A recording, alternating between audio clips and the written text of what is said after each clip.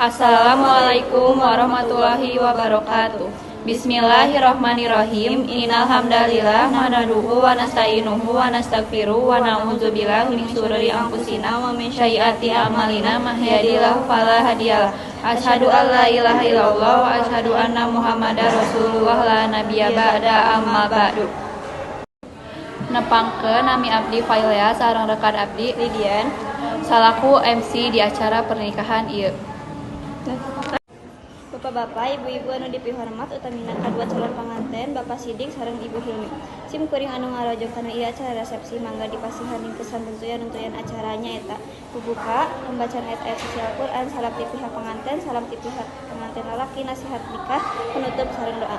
Para hadirin anu sim kuring dipihormat sakitu susunan acara dinten ieu wengi mugia kumaha Al-Fatihah ataupun basmalah ieu sate acara. Ieu acara tiasa lancar teu aya halangan. Pahala kanggo urang sadaya, khususna kanggo calon panganten sapada tiasa ngawujudkeun pernikahan, katentraman sareng kabaktian. Amin.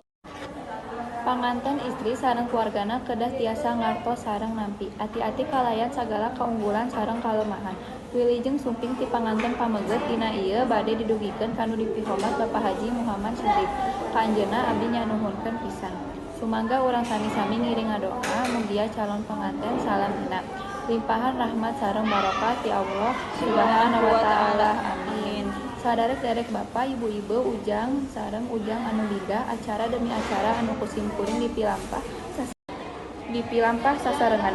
Ayeuna parantos dugi ka puncak acara nyaeta doa panutup anu baris dipingpih ku Kiai Haji Iqbal.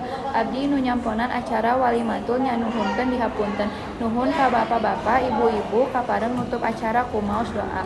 Alhamdulillahirabbil alamin. Sim kuring ngahatur nuhunkeun. Wassalamualaikum warahmatullahi wabarakatuh.